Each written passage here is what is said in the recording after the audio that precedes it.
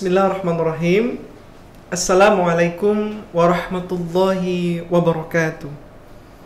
Alhamdulillahilladzi hadana lihada wa ma kunna linahtadiya laula an hadanallah.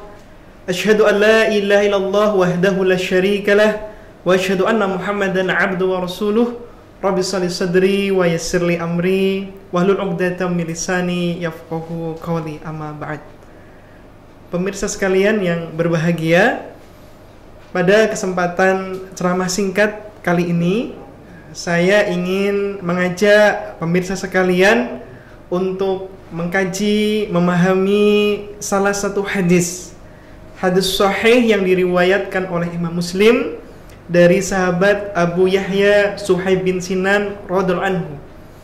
Hadis ini menerangkan tentang bagaimana semestinya kita sebagai seorang mukmin dalam menyikapi berbagai macam persoalan hidup yang kita rasakan dalam kehidupan kita sehari-hari. Tentu hadis ini pun bisa kita jadikan sebagai muhasabah ataupun introspeksi diri bagi kita sekalian untuk mengecek sudah sejauh mana baiknya keimanan yang ada pada diri kita.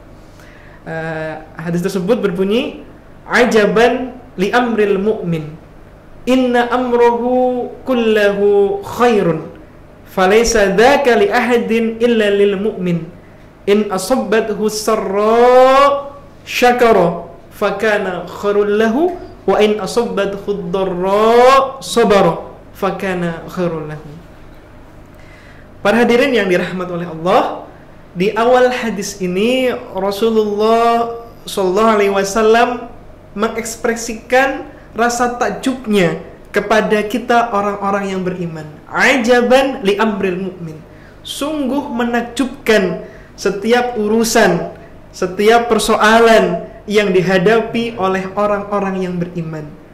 Inna amrohu kullahu khairun. Mengapa pemirsa sekalian Rasulullah SAW begitu takjub kepada kehidupan, urusan yang dihadapi oleh orang-orang yang beriman?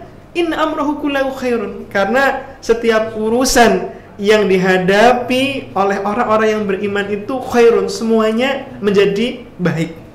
Kemudian Rasul pun menegaskan, falaisa dzaka li ahadin illa lil mu'min, dan kondisi tersebut tidak mungkin terjadi melainkan pada diri orang-orang yang beriman. Maka pemirsa yang dirahmati oleh Allah, ini pun bisa menjadi introspeksi ya, muhasabah bagi kita. Kalaulah memang kita orang yang beriman dan iman kita adalah iman yang baik ya, semestinya kita memiliki kondisi yang ideal sebagaimana yang diterangkan dalam hadis ini. Nah, seperti apakah pemirsa sekalian kondisi orang yang beriman dalam menghadapi berbagai macam persoalan hidupnya? Yang pertama, in asabbathu syarra syakara fakana khairul lahu. Orang yang beriman itu ketika dalam hidupnya ia mendapatkan sarra, ya, suatu hal yang menyenangkan dirinya, ia mendapatkan suatu kenikmatan, apakah nikmat sehat, apakah nikmat berupa pekerjaan yang baik, rezeki yang banyak ya, atau nikmat berupa ilmu, ataupun nikmat berupa kesuksesan dalam kehidupannya, syakar. Bukan kemudian nikmat-nikmat tersebut, sukses yang ia dapatkan tersebut membuat dirinya sombong, membuat dirinya berbangga diri, tetapi ia syakar, ia bersyukur atas berbagai macam nikmat yang ia dapatkan dalam hidupnya. Karena orang yang beriman tentu yakin dan sadar betul bahwa setiap apa yang ia dapatkan dalam hidupnya, semua itu berasal dari Allah Subhanahu wa ta'ala, dan tidak pantas baginya untuk menyombongkan diri ya. Kesyukuran yang ada pada diri seorang yang beriman itu, pertama, hatinya meyakini dan menyadari segala nikmat yang ada pada dirinya itu berasal dari Allah. Lalu kemudian diikuti dengan lisannya dengan mengucapkan alhamdulillah, lalu diikuti dengan anggota badannya bagaimana kemudian ia menggunakan berbagai macam nikmat-nikmat yang ada pada dirinya dalam rangka beribadah kepada Allah Subhanahu wa ta'ala. Kemudian kondisi yang kedua, para hadirin yang dirahmati oleh Allah, in asabbathu dharra sabara fakana khairul lahu. Orang yang beriman itu ketika dalam hidupnya ia mendapati suatu dharra, ya, suatu hal yang sulit, suatu musibah, suatu cobaan dalam hidupnya, tidak lalu kemudian musibah, cobaan yang terjadi pada dirinya itu membuat dirinya putus asa, membuat dirinya larut dalam kesedihan, tetapi ia sabar, ia bersabar. Karena tentu para hadirin rahimakumullah, orang yang beriman itu yakin dan sadar bahwa segala musibah, segala hal yang menimpa pada dirinya itu semua telah Allah skenariokan, semuanya telah Allah atur, dan ia yakin dan sadar betul bahwasanya inna ma'al usri yusra, ya, di setiap musibah, di setiap kesulitan yang ia hadapi, di balik musibah itu banyak sekali kemudahan-kemudahan yang akan ia dapatkan, banyak hikmah dan pelajaran di setiap musibah ataupun kesulitan hidup yang ia hadapi. Para hadirin yang dirahmati oleh Allah, menjadi pertanyaan, mengapa orang yang beriman itu begitu indah hidupnya, ya, bisa sabar saat mendapatkan musibah, bisa bersyukur saat mendapatkan nikmat? Ini tentunya merupakan buah ataupun wujud daripada keimanan yang ada pada dirinya, yakni keimanan kepada qada dan qadarnya Allah Subhanahu wa ta'ala. Hal ini sesuai dengan firman Allah yang terdapat di dalam Quran surat Al-Hadid ayat 22 hingga ayat 23. Dalam ayat tersebut Allah Subhanahu wa ta'ala berfirman, ma asaba min musibatin fil ardi wala fi anfusikum illa fi kitabim min qabli an nabra'aha inna dzalika 'alallahi yasir likai la ta'sau 'ala ma fatakum wala tafrahu bima atakum.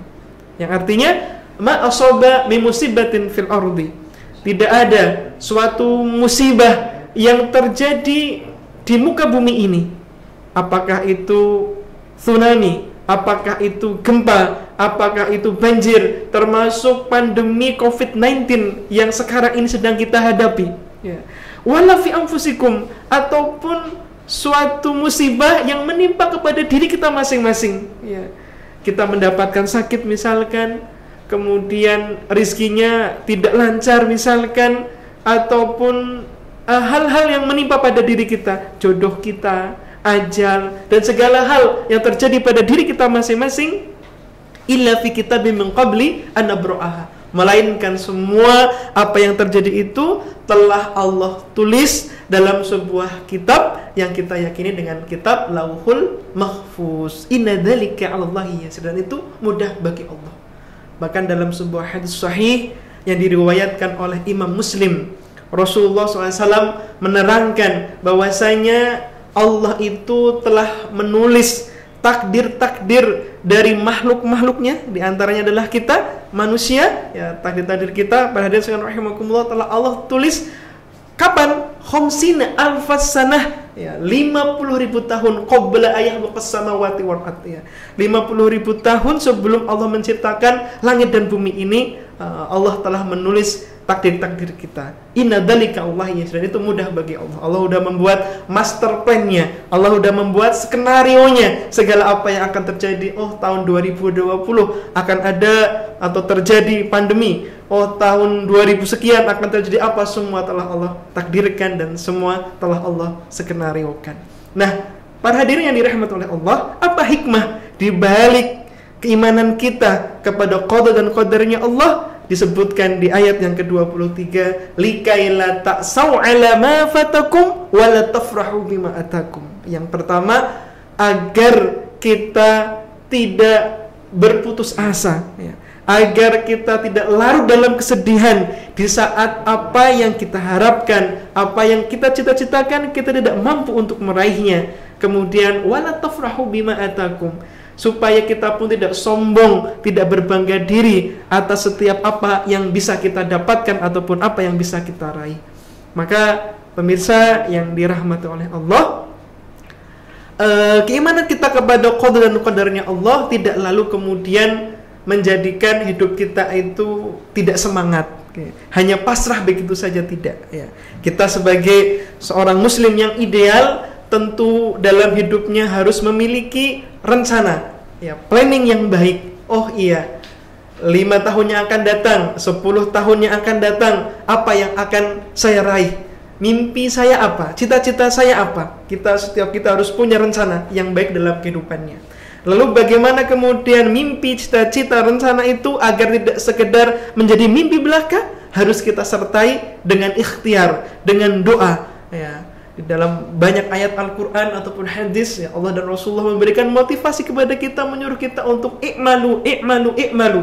Ya, kita harus kemudian bersemangat bekerja, gitu ya. Tidak boleh kemudian kita lemah, tidak boleh kemudian kita pasrah, tapi ikhris ala ma yanfa'uk, ya. Kita diperintahkan untuk bersemangat untuk meraih apa-apa yang bermanfaat dalam kehidupan kita. Nah, berusaha, kemudian berdoa kepada Allah. Bagaimana usaha dan doa itu harus kita sertai dengan bertawakal kepada Allah. Bismillahi tawakkaltu 'ala Allah, la hawla wala quwata illa billah.